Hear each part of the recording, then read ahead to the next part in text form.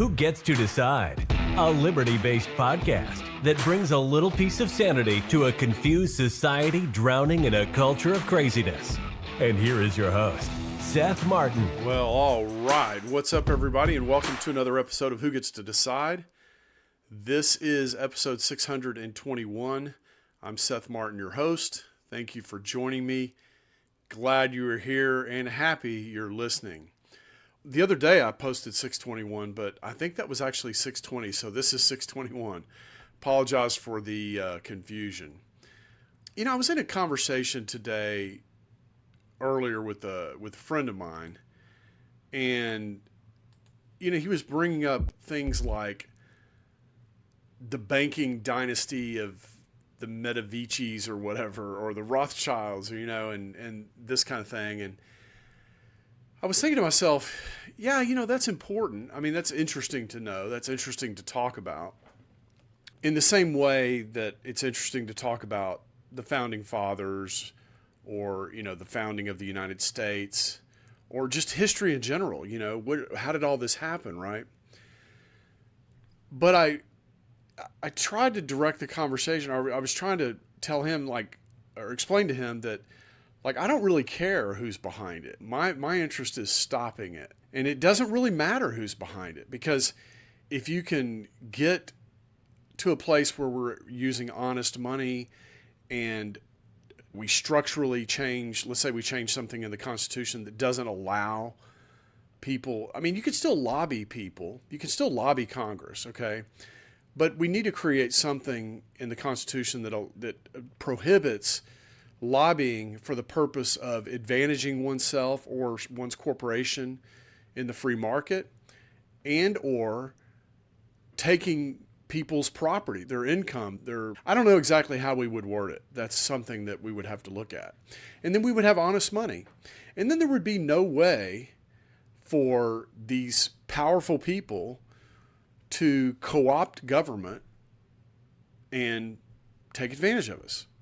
So the point I was trying to make is that what's at the root of all this, and it doesn't matter what you're talking about. Today we're going to talk about this really dystopian kind of future that some people are talking about, you know, with a credit, like a social credit score, and you run around and use your phone to access resources, and if you use too many resources, they get cut off and stuff like that. There's an advertisement for a movie that's being produced by this company, and we're just going to play this ad basically and talk a little bit about it.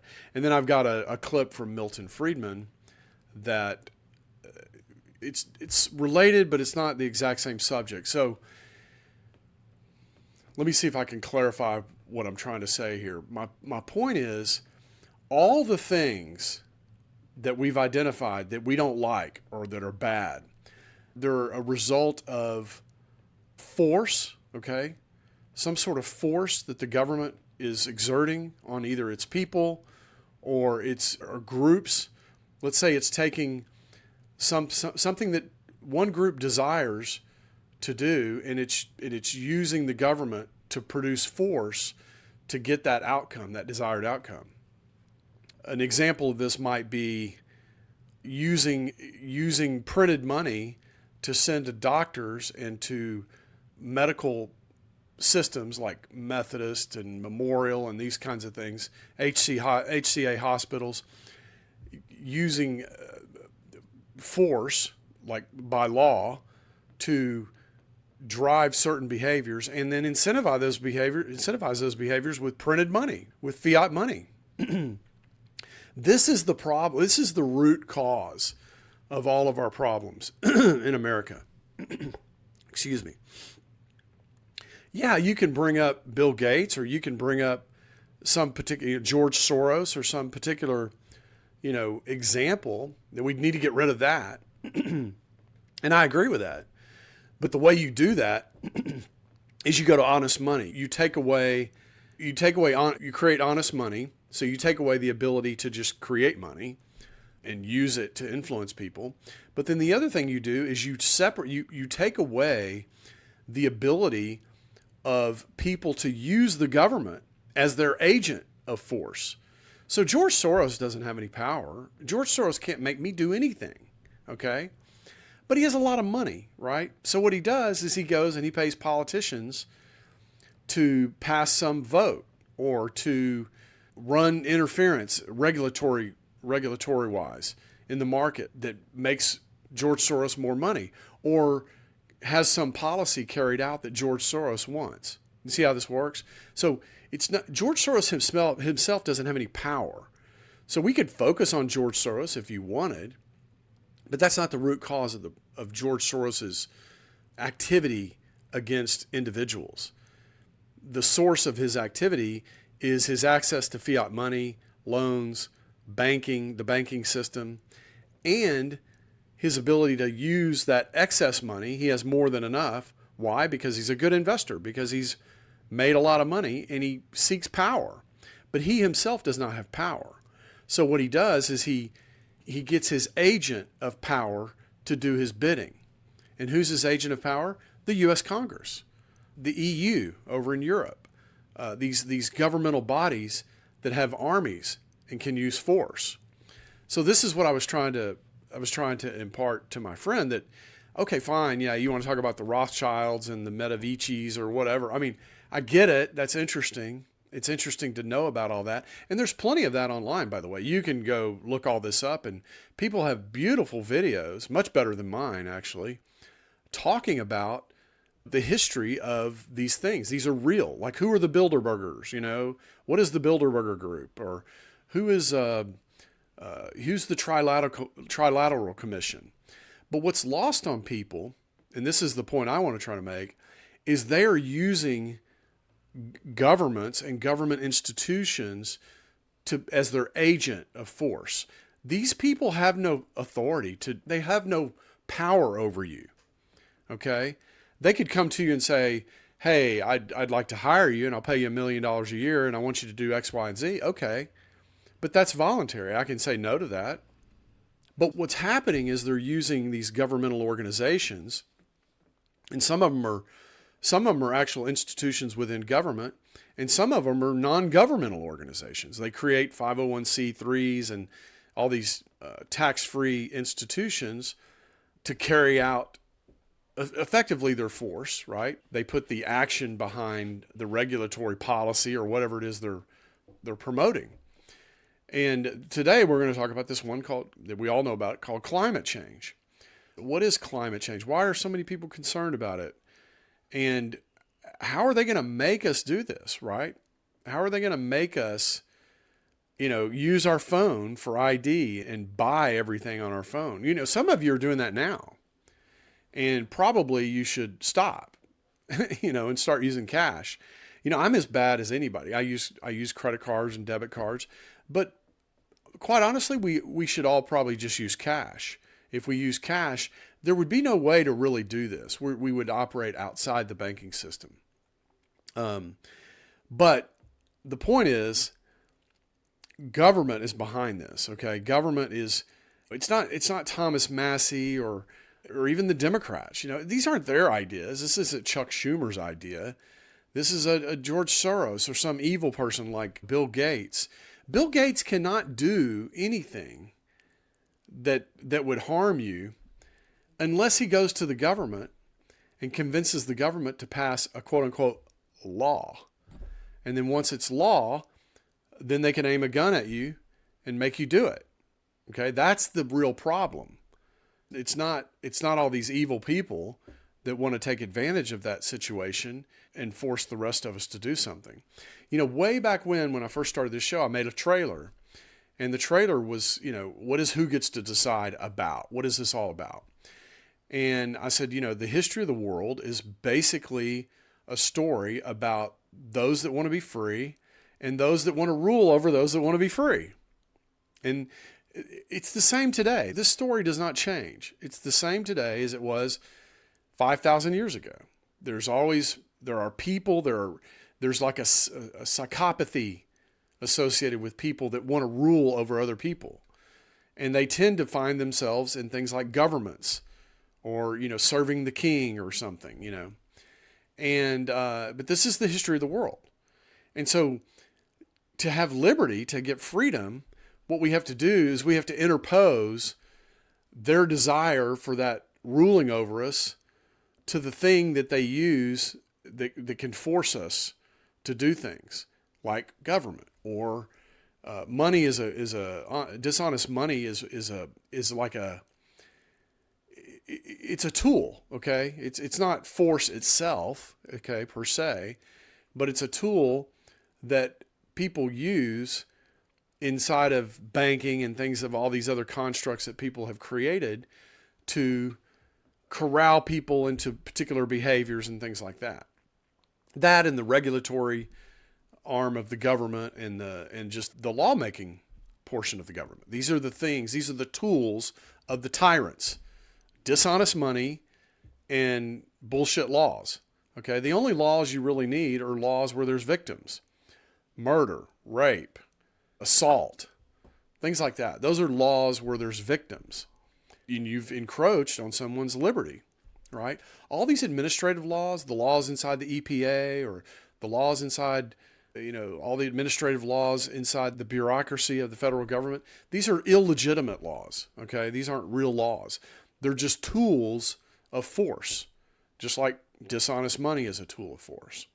So anyway, I wanted to just talk about that today, and I wanted to use this scare of climate change and this dystopia of control.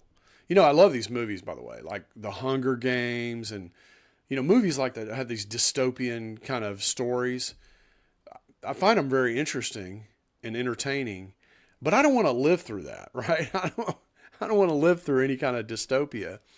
So, interesting movie, not an interesting life. So let's jump into this one. This is a film that's coming out pretty soon. I forgot the name of the film, but it's coming. It shows on here. Produced by a company called Oracle Films. So I'm looking forward to watching this when it does come out. I'm not sure how it's going to be distributed. If it's going to be in movie theaters, or if it's going to be on YouTube, or if it's going to be pay to watch, or what. But let's watch the trailer here, and we'll talk a little bit about it. The lust to control other human beings is a story as old as time.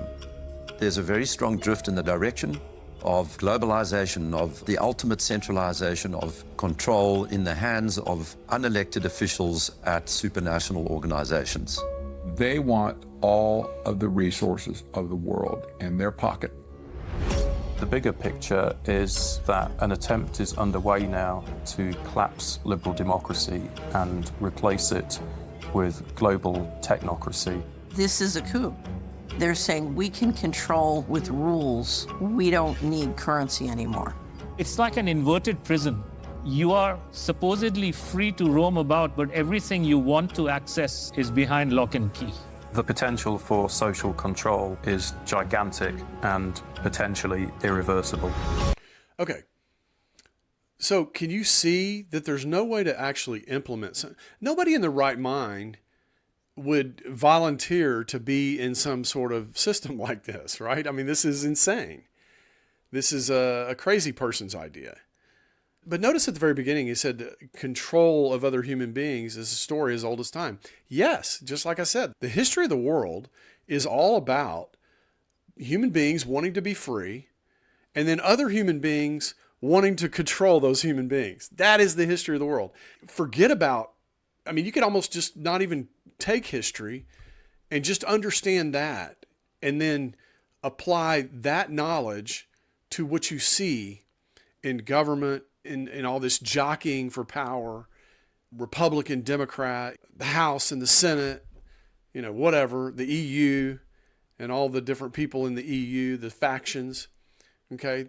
And the people controlling is always a small group, right? Because there's always just a sea of people. But this small group wants to lord over people and take their cut, get like a piece of the action. That's their desire. That's how they see, and they cloak it in public service and things like this. But really all it is just a desire to rule over people. Oh, you want to run for president? Oh, that's because you want to rule over me. That's all it is. And of course, this takes a special kind of person. Most of these people are very narcissistic. They're not very creative. Okay. If they were creative, they would start a company and be a gazillionaire. But even if they start off kind of idealistically, like I can go to Washington, D.C. and I can make a difference, ultimately they kind of yield to and give into the machine. And the machine is just all these people like Bill Gates and George Soros, and there's hundreds and hundreds of these people that are none too happy to try to influence the people in Congress, the people, in the House and the Senate, the president, all the staff members, to influence them to carry out their plan, whatever their plan is. And their plan could be as simple as, I want to develop a whole bunch of property along some new highway. And, I want the government to interfere and use their eminent domain power to steal a bunch of land for me. It could be as simple as that. Or it could be like what we saw during the pandemic. It could be, who knows, maybe there's some sort of depopulation entry. Bill Gates' family was kind of involved in Planned Parenthood and all this kind of stuff. So, maybe there's a real fear that there's just too many humans on the planet and we need to get rid of some of them. But we know we can't just line people up and kill them, because then we'll be Hitler and the rest of the world will gang up on us and kill us, right? So how can we do that? How can we get control over the population? Well, we could force them to take something. How do we do that? Well, we get Congress to make it law. We get Congress to pass a law and make it so that, most people work for somebody. So once they pass a law, then it's just a matter of compliance. All the businesses out there just tell their employees, hey, you have to take this thing or you can't work here. And so people go, okay, because, they need a job, they need the income, and they don't have anything better to do. They don't have another choice. So they roll up their sleeve and they get a jab. Yeah, put it right there, But notice that what's the core thing behind that is force, government force. Because government is just force. That's what government is. Government is guns and laws and prisons. Okay, that's what it is. If you don't want to go along, it's like Tom Bilyeu said the other day. Eventually somebody says, yeah, I don't like that plan. Or I don't think I want to go along with that plan. Here come the guns and the cuffs and the prison. Okay? I mean, that's just the way it is. It's force.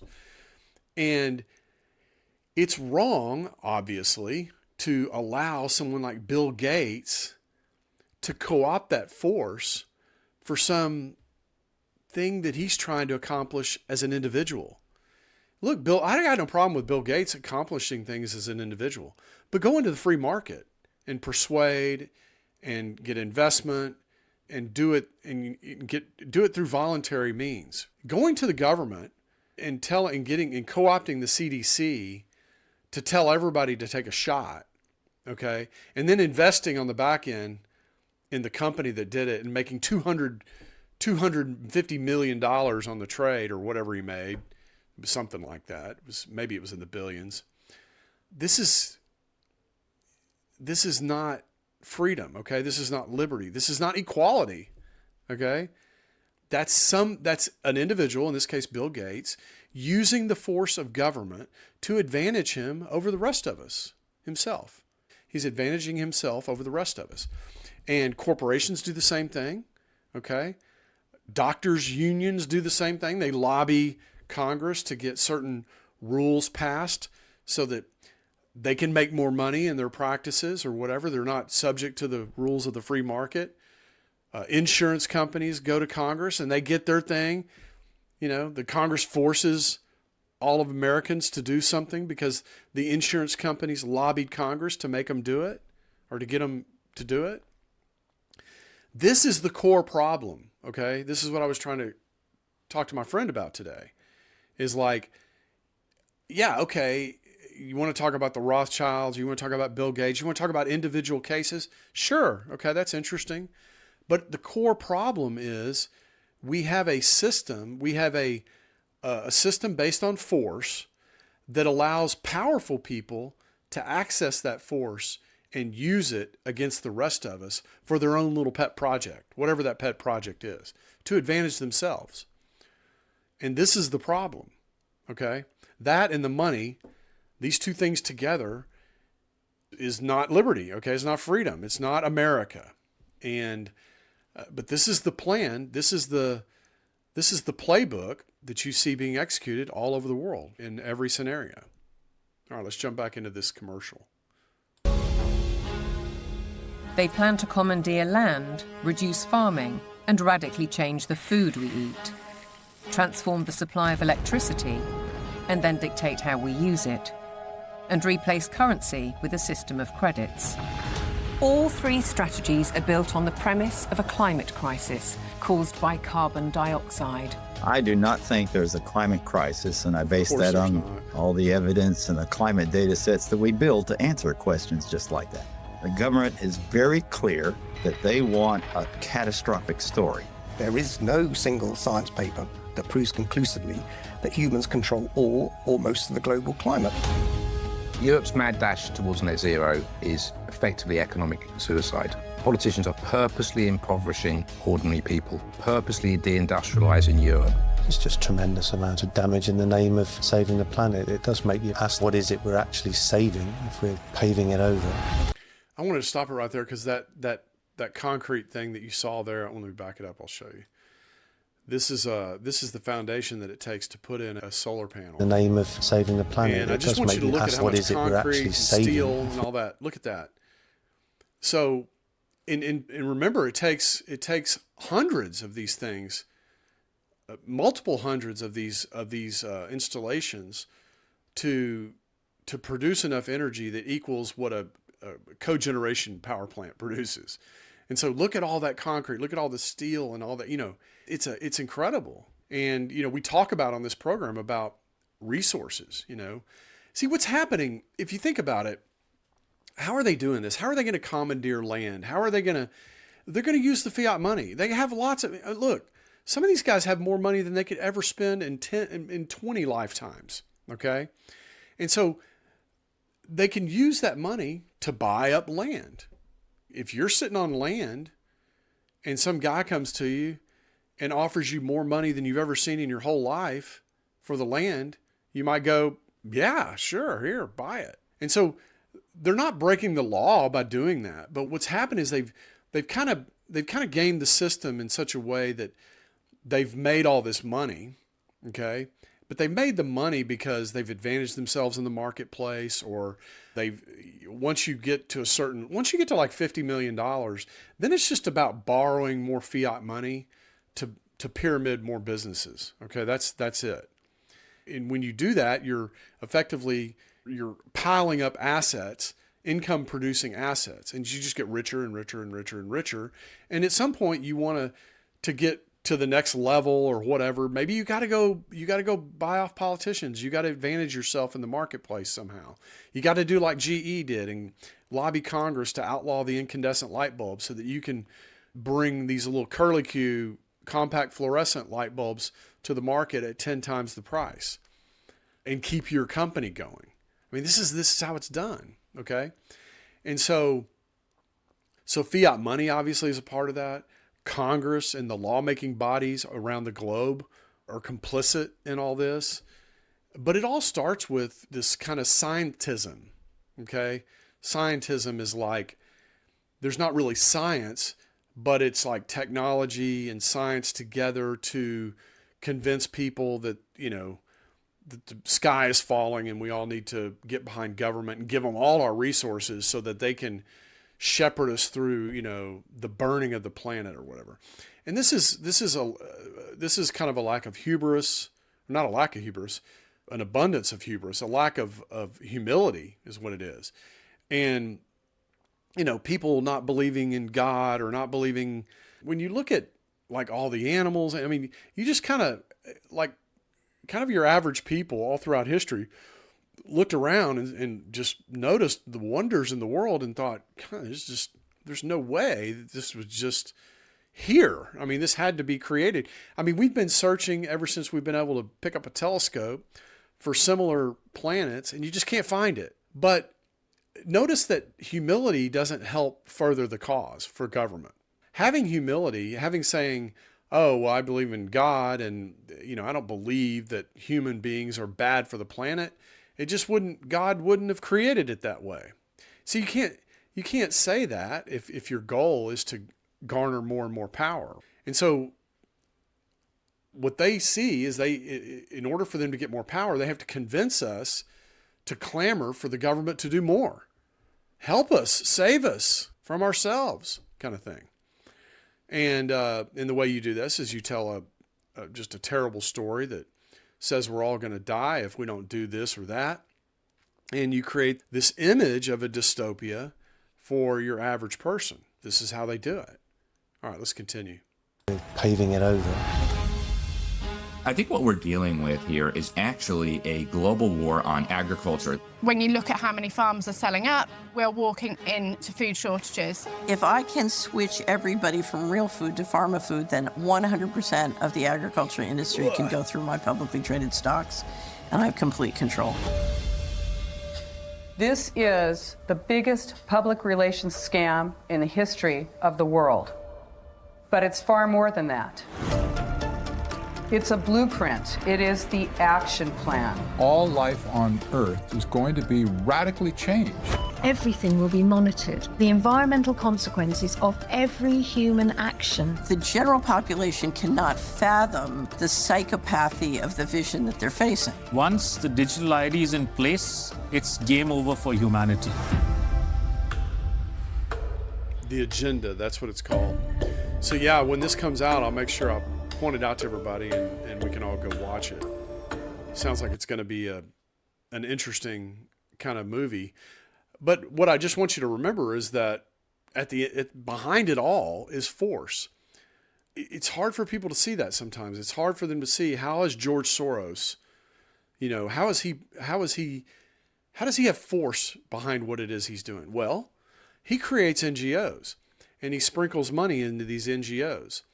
And then he uses these NGOs with real nice sounding names like, I don't know, Tides Foundation or whatever. I mean, I forgot all the names of his companies, like maybe one of them, what it does is it advocates for district attorneys to be more lenient on crime.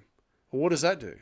Well, that has people, when people start getting victimized, more and more people start clamoring for more police, more security. And maybe that's some piece of the puzzle that leads George Soros a little bit closer to whatever the hell he's trying to do. And I don't know what he's trying to do. I don't care. I don't want to know. I just want it to stop. And the way you stop it is you cut off his access to force. That's how you stop it. In fact, while you're at it, just cut off everybody's access to force. Okay? The idea behind government, okay, was to give government some level of force, power, okay, to manage a handful of things, but on our behalf, not on George Soros's behalf, not on Bill Gates's behalf, but on the people's behalf. And this is kind of where they get into the public service thing, Oh, I can claim I'm a public servant, because I represent the people. But nothing they do does anything for the people. It's all for these special interests. It's for Bill Gates. It's for George Soros. And I'm picking on those guys, okay? But it's for GE, the company. It's for the medical industry. It's for insurance companies, United Healthcare and Aetna and Blue Cross Blue Shield and these types of companies. It's for Honeywell and Raytheon and these companies that are in the military industrial complex. They're serving the public, quote unquote, but they're not serving you and me as individuals. They're serving these interest groups. And the reason these interest groups want to come to them is because they themselves have no ability to produce force. Okay? Raytheon, even though it makes weapons, it has no authority to take some of those weapons and aim them at me or you. Okay? So all it can do is it can go to the government and get access to its legitimate authority, quote unquote legitimate. I'm making a case that it's illegitimate because the government has gone way beyond what we agreed to give them in the way of force and authority. But this is the key. It's not, we don't have to run around and neutralize Bill Gates or neutralize George Soros or neutralize Barack Obama and his cronies. We just have to structurally change the way the government operates, go to honest money, and then there would be no access to force. Okay? The only access to force would be through the polls, through voting, which I don't think is good either. But that would be it. I mean, if 51% of the population went and said, we're done with all this climate change, Congress would just start getting rid of all those rules, all that force. They just get rid of it. But the reason they're not getting rid of it is because there's a handful of people that have a lot of money that are paying them to act as their agent. That's what's happening. All right, let's pop into the next clip here. And this one's Milton Friedman. And you can see here it's from some lecture series that he delivered from 1977 to 1978. It was something that he used for his development of his book, Free to Choose. And also he had a television program called Free to Choose. In fact, you can go to YouTube today and you can type in Milton Friedman or Free to Choose. And there's all kinds of neat little episodes that Milton Friedman and his wife put together in his retirement age. So highly recommend that. But this is him taking a question from the audience, and I thought it was interesting. I'd never seen this one before. I thought I'd seen everything that Milton Friedman had online, but I had not seen this before, so I thought this was interesting, and I thought it would be a good follow-on to our previous conversation here. So let's go ahead and play this, and you'll see kind of what I'm talking about. I left a little dead air in there so that we could see what that was. If I can remember it, isn't there some benefit to having the government steal our money, which is what they do effectively? They hold a gun to our head and say, pay us 40% of your income or go to jail. They take this money and they give it mostly to government employees. Well, the government employees spend it. The marginal propensity to consume is pretty high. So the people who were robbed have to do something creative to get the money back. And isn't this creative activity the real wealth? Well, I take it that they would. Okay. I'm going to stop right there. And the reason I'm stopping right there is because you hear this all the time. You'll say, oh, government spending, there's a multiplier effect or something. They have some crazy thing that they just make up. But what you have to remember is the government doesn't have anything, right? So to his point, you first have to take something. You have to take some money, in this case, from people that, earned it freely in the market. And his point is they mostly give it to employees. I don't know if they mostly give it to employees or not. I mean, certainly that's a big chunk of it, right? But we give a lot to other governments. We're buying influence all the time from all kinds of different groups and people and organizations and things like that. But his point is, because they're spending the money, yes, we're stealing money from this group, okay, and giving it to this group, but because people's propensity to consume is very high, that just goes back into the marketplace, and the creative part of the market, the creative people in the market, they just take it right back in the form of the government employee spending. And this is common, right? This is the way people think. First of all, people think spending is the key to the economy. But we've talked about this before. If there's nothing produced, there's nothing to spend. There's nothing to spend money on. So, for example, I've used this example before, but if I drop you on an uninhabited island, you and $1 trillion, you've got plenty of spending resources, right? You've got $1 trillion you can spend. But you're on an island where nothing is produced. So spending $1 trillion is not going to help you any, right? I mean, that should be obvious to everybody. In the same way, in this guy's example, okay, there's some employees spending money in the economy. There's the government employees, and they're using stolen money to spend in the economy. And whether that's 20% of the population, or I think Milton Friedman uses 98%, it doesn't matter, because the only things that are produced by the total group of people that's important is what the non-governmental people are producing. The government, the people working for the government, are producing nothing. So now all the people, the government people and the non-government people, have to consume only what the non-government people produce. So this is just, it's a kind of a circular argument. Anyway, maybe he explains it better. Let's listen to what he says. Have to be still more creative if 98% were being spent by the government. No, the third part of your thing is just pure fallacy from beginning to end. Because if those people who are now government employees were employed in creative activity and productive activity, they would also be spending their money. And we'd have a greater total around. All you're doing, let's suppose for a moment, take the extreme case, that 40% is being used just to have people sit around. The fact that they spend their money doesn't alter the situation. The only product there is what the 60% produce. And that 60% is divided among the 100%. If those 40% are also producing goods, then there are more goods to go around among everybody. You are just involved in a fallacy of looking at dollars, which is important sometimes, instead. Okay, that's a key thing too. Our whole lives, we operate in dollars, right? We go to the store, we spend dollars. We go to work, we get paid in dollars. And so there's a tendency to evaluate everything through the lens of the dollar bill. But to his point, and to my earlier example, if there's nothing being produced, then those dollar bills don't buy anything.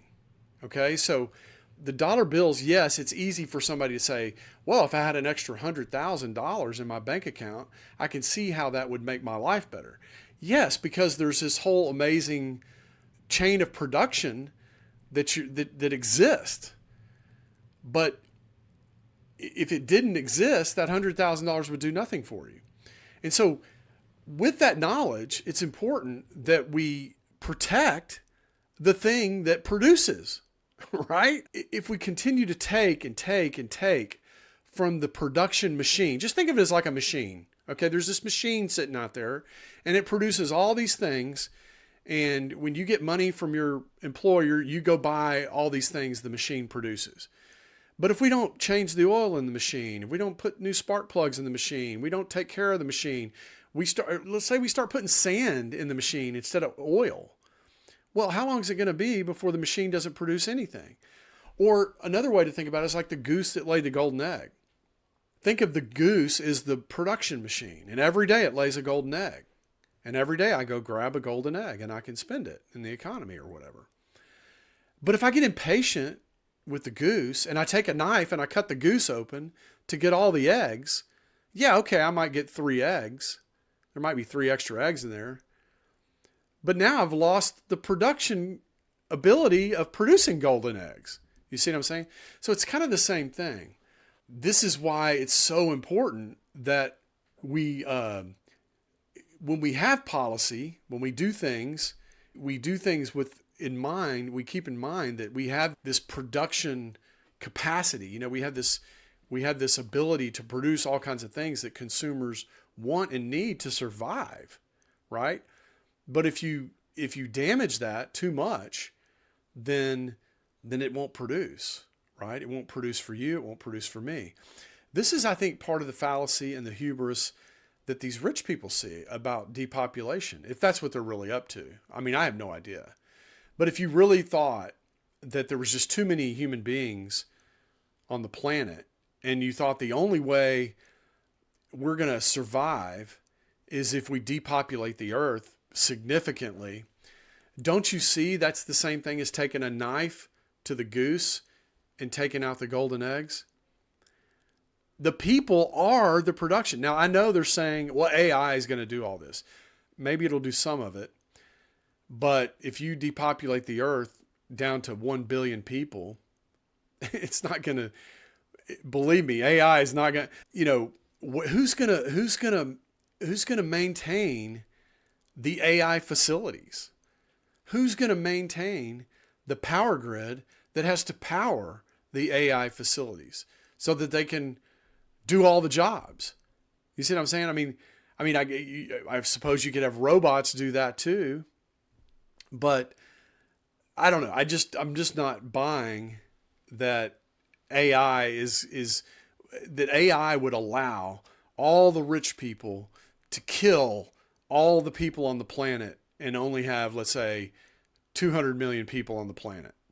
And then they still get to fly around in their jets, right? They still have their 40,000 square foot homes and their 200,000 acre ranches and their unbelievable lifestyle and all this stuff, right? You still have all that somehow, but there's 7 billion fewer people on the planet. I just don't buy it. I don't think that's possible. I think there's a hubris there that is telling those people a lie. They're not getting the real information there. So anyway, that's getting off track a little bit, but let's finish up here with Milton. Instead of looking at the real product, the goods and services that people produce and people consume. Spending isn't good. What's good is producing. What we want to have is more goods and services. And as I say, the obvious indication that that's clear is that if your logic were right, it would apply it for 50%, 60%, 70, 90, 98, 100%. And obviously you would see that that would be a bunch of nonsense at that stage. It is desirable to have some money spent by government for those things, those services. This is kind of where he lost me. I'm not sure it's desirable at all. But yeah, if 100% of us worked for the government, doing what we all know, the government doesn't do anything that works or is productive. So where would all the stuff come that we need to make our lives work? Where would it come from? If we all worked for the government, this is part of the problem with communism, right? We all kind of work for the government, and nobody's really producing, or they're producing at very, very low levels. And so the only way you can get people to produce and work hard to produce is to provide the incentive that production provides. That's why capitalism works. That's why free markets work. There is no way to take everybody together and say, okay, we're getting rid of all corporations. We're getting rid of all capitalism. And let's say we get Milton Friedman. Let's say he's alive, which he's not. But let's say he's alive and we all trust Milton Friedman to decide what every person does. You still have the problem where some people are going to kind of half-ass it, not work hard. And the point is, in order for there to be enough for everybody to consume, people have to work really hard to produce. You can't just kind of go through the motions. You know, if I can produce 1,000 widgets a day, but then you put me in a communist system where there's no incentive for me to produce 1,000 widgets a day, and I only produce 10, well, you can see then how a whole bunch of people are going to starve. They're just not going to be enough for everybody. So capitalism, free markets, these are the only way. This is the only way we've been able to discover thus far how to get the most for the most number of people. It's just as simple as that. So I think that's about it. I really wanted to just kind of drive home the force thing and then talk a little bit about production. And production, see, he who has the printing press can demand resources without producing. See how that works? If I have a printing press, this is why the money part's important. If I have a printing press and I print up $100,000 a day, you can obviously see how that I could go out every day and demand resources because I have a new $100,000 to spend every day. But I'm not producing anything. Okay? So if you just replicated that across all the people,